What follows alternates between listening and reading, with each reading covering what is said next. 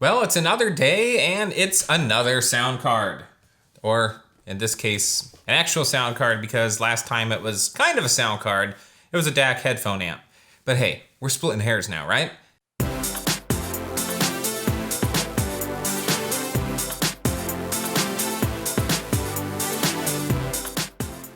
Hello everybody and welcome to Tech Uploaded. I am Chris as always, and like I said today, we're taking a look at the Sound Blaster. It's covering my voice. The box is kind of big. Let me offset, looking at my in frame. Sound Blaster ZXR. So the box is kind of cray-cray. So I took some B-roll of this because unboxing this thing is kind of interesting the way that it's packaged. There's just a lot of compartments going on because as you can see, the sound card comes in various different parts. So you get the main card itself, which is PCI Express, and then that card has a daughter card that goes along with it. And then on top of all of that, you have this little control base that you can plug in headphones, both, sizes as well as microphones. So you have a lot of flexibility here with this card as far as inputs go. Now, those are also pretty generous. Taking a look at the side of the box, also looking at the card, you can see on the main card, you have microphone and headphone in, and those are 6.3 millimeter jacks. You have RCA line outs, which is great. I love having that for my Audio Engine A5 Plus speakers because that's how I had them hooked up to my Audio Engine D1 DAC. Now, this was my daily driver for a very long time, so I didn't have anything fancy. I just had straight audio out for quite a while. So being able to drive straight out to the A5 Plus speakers with the same output that I had on the D1, fantastic. Then you also have rear and center, so you have rear, left, and right, and center, and those are 3.5 millimeter jacks. On the little separate daughter card, you have the RCA for both left and right for auxiliary in, and I'm actually utilizing that right now. And then you have optical out and optical in, so you have quite a bit. And then, like I said, on that separate little control, you have a volume knob and then inputs for both sizes of mic and headphone. Having a hard time coming up with words today, so you'll have to forgive me. So I figured the best way to kind of take a look at this thing and give my opinion is just to kind of roll through the features, show off the software, and then kind of give you my thoughts on the whole experience. Now, of course, this is a sound card. It's just like when you do a 4K television review or a 4K monitor review.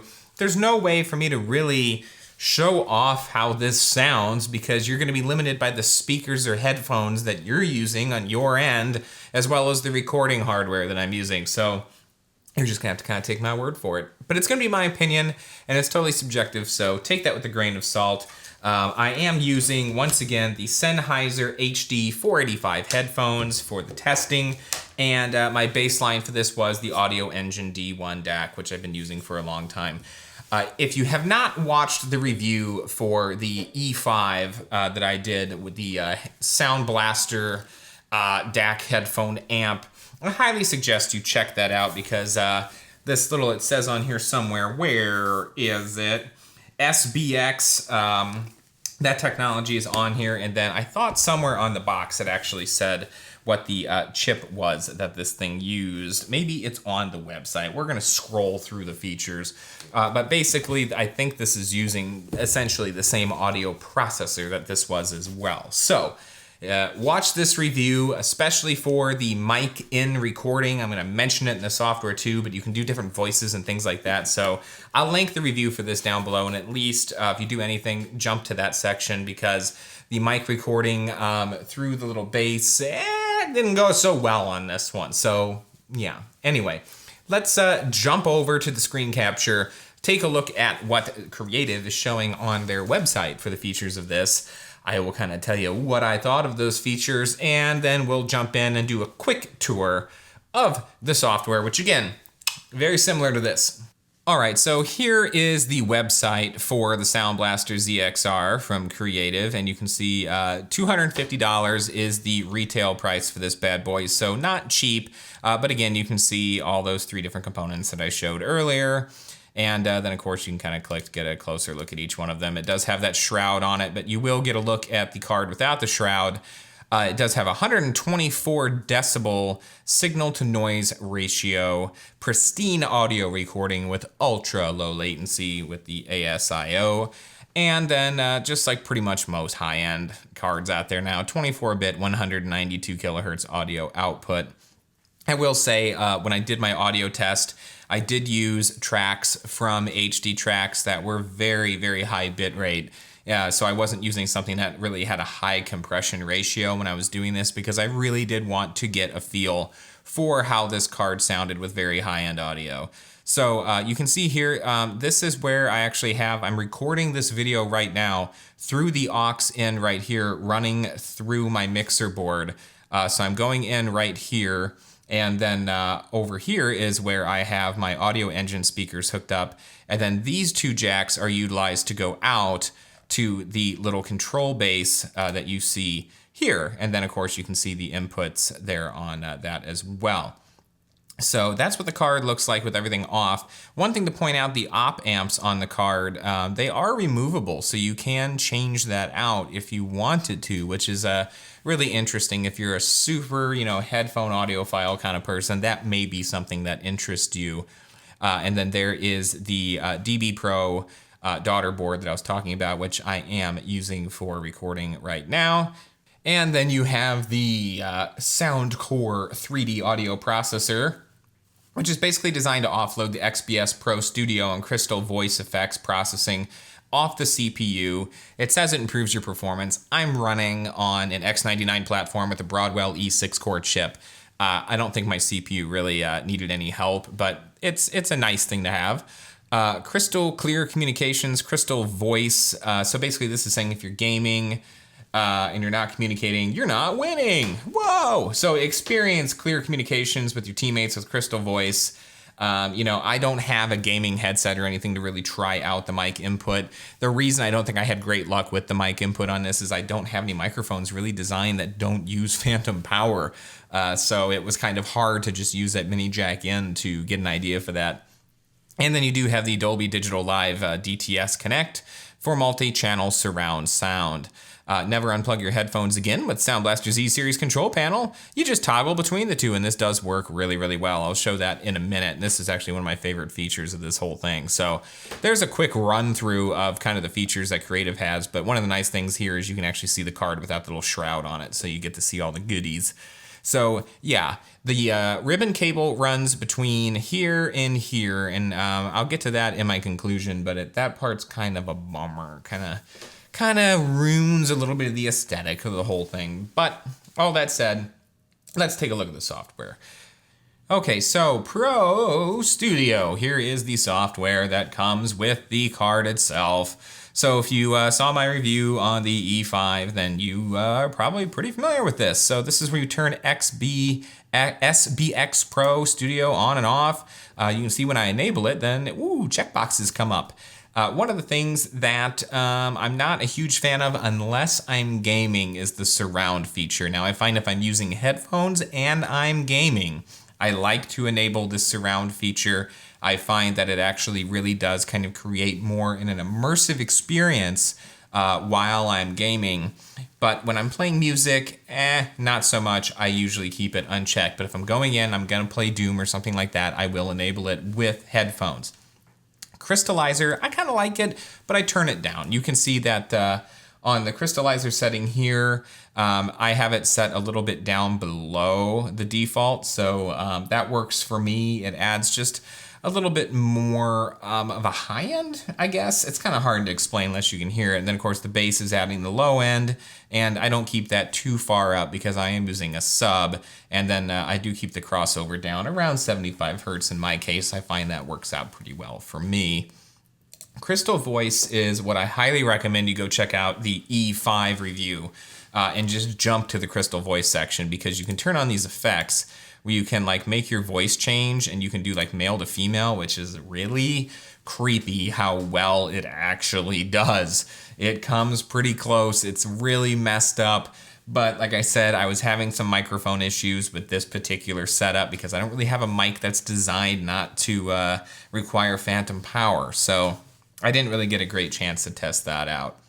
but it is really freaky. So if you're gaming with somebody and you want to change your voice on your headset, yeah, you have a lot of different options here for how to do that. So this is kind of designed for that, but I can't select anything other than microphone input. I can't change this to use the auxiliary, or I would demo it here as well, but I am going through the aux input for the recording, so this doesn't really do me a whole lot of good.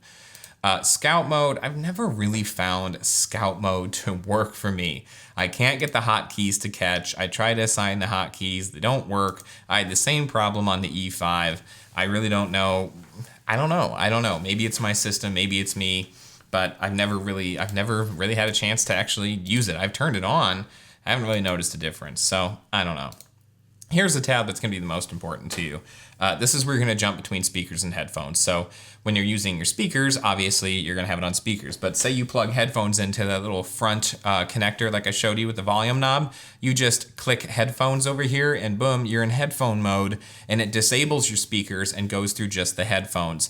And then you can adjust the volume using the volume knob on the actual bass, which is really, really nice and really handy. I like being able to just jump back and forth like this. It's super easy. Cinematic, you can go in here and actually turn on various cinematic modes. This is really nice. If you're listening to a movie or something like that, would be when I would recommend this. I typically keep the encoder turned off for this, but again, especially if you had this like in a home theater PC or something like that hooked up to a really nice surround system or something that is DTS compatible, this is something that would be an area where you would really want to explore and kind of play around a little bit. For me, I just keep the encoder off. I don't really watch movies in here or anything like that. I game, I listen to music, that's my jam, that's what I do. Mixer, this is great for setting your different levels. So like right now, aux is all the way up, but I could turn that down if I wanted to, and it's gonna lower my record volume. Microphone is at 50%. I mean, this is all pretty self-explanatory here. The speakers, they will adjust when you're in headphone mode with the little knob. You can adjust, your left channel, center, sub, in your rear channels. You can really go in here and, set everything exactly how you want to. You can click on the little gear, and if there are more settings available, they come up over on the right. So yeah, there's a lot of different options here that you can play around with. And it's, just a full-fledged piece of software. Now, Equalizer is also really nice. I've set a custom EQ here. You can save your custom EQs. You can name them whatever you want to. If I wanted to save this one, I could call it, my custom EQ, and then hit OK. And now, boom, there it is. It's in there. Advanced features, play stereo mix to digital output. This is if you have the digital hooked up. Don't need to worry about that. So that's pretty much it. Software couldn't be any more straightforward. I mean, come on. This is pretty self-explanatory stuff here. And then as far as profiles go, you can save your profile. And then if someone else is using the computer and they have completely different settings that they want to use, they can save their profile. Then when you jump on, you just load yours up. And once a bunch of different users create profiles, then they're all going to be in here. So they've got some built in. Adventure, action, driving, Fatality 1, first-person shooter, real-time strategy. Just some kind of recommendations from Creative as far as some settings you can use. I prefer just to kind of keep things where they are. And then, of course, your master volume is down here as well. So, boom, there is your tour of the software. How exciting, right? Right? So, yeah, there you go. There's a tour of the software. There's a tour of the sound card itself and the hardware. I mean, it does everything that it really says it's supposed to do. And that's really what you're looking for. As far as my experience goes with it, I found that it performed really, really well. As music recording was, or not music recording, but music playback was great. I'm recording this entire video using the auxiliary input and my shotgun mic. Just a really basic setup running through, like I said, running through my mixer board.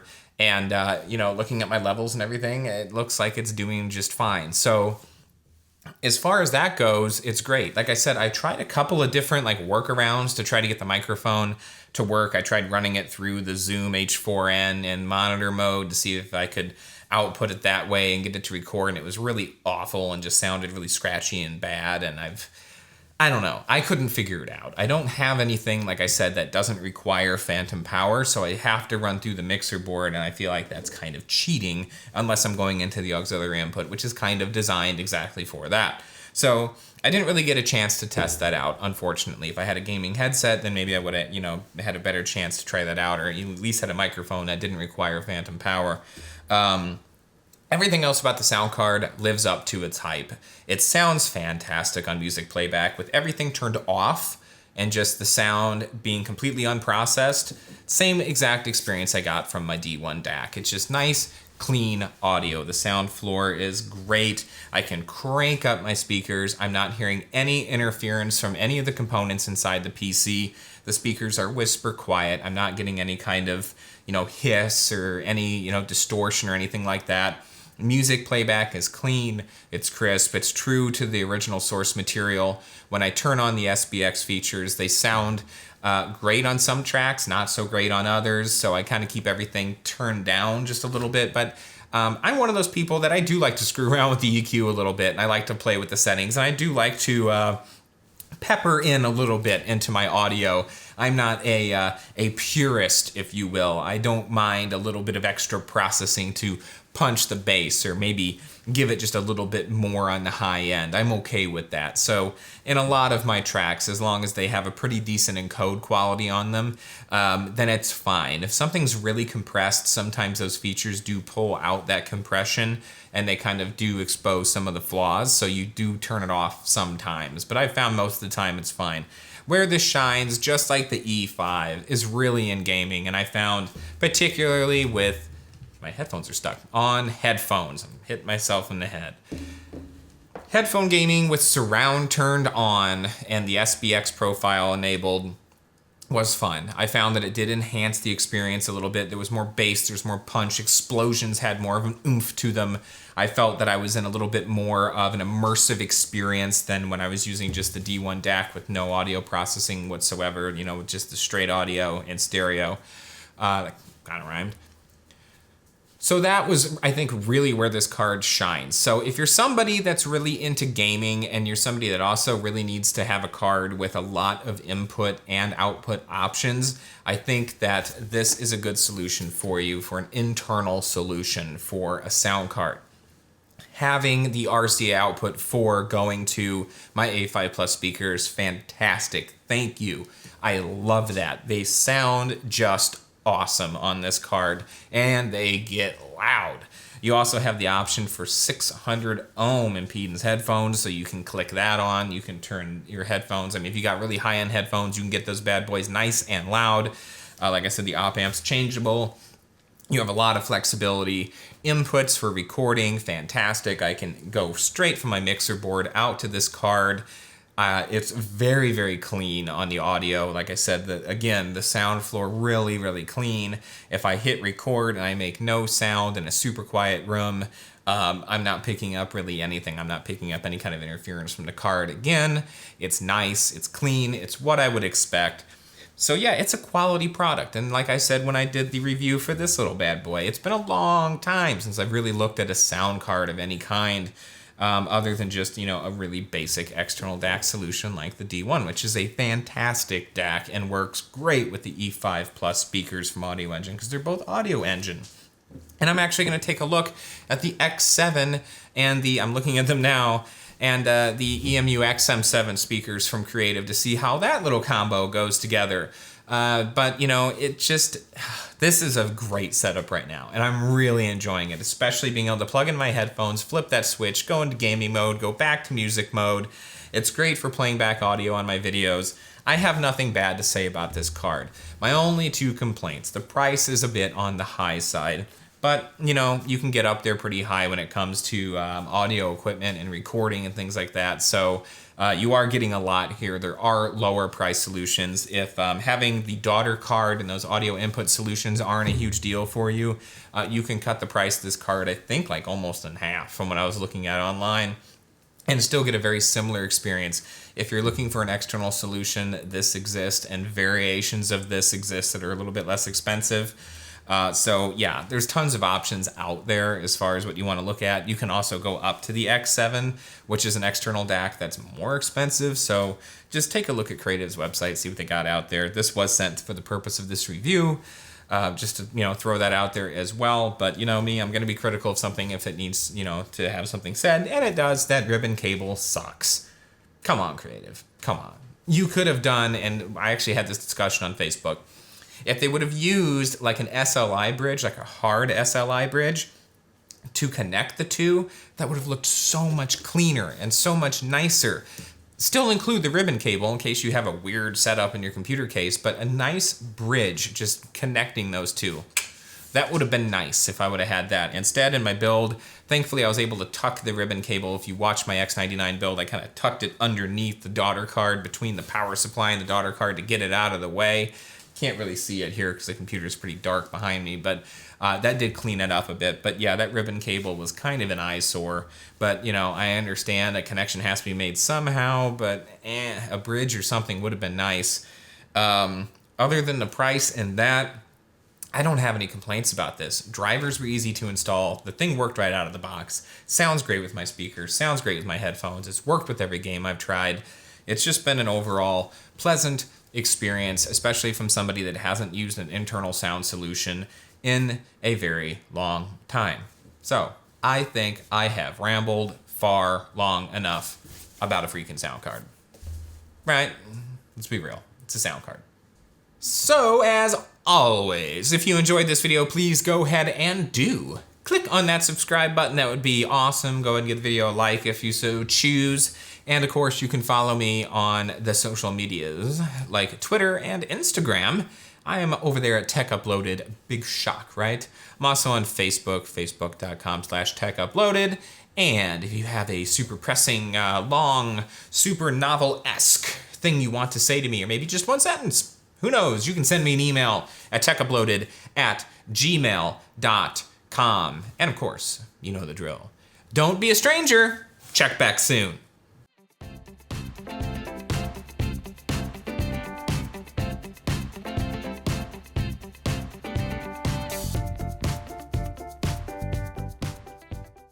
Sound cards. Talking about those sound cards. Oh yeah, I gotta shut this off.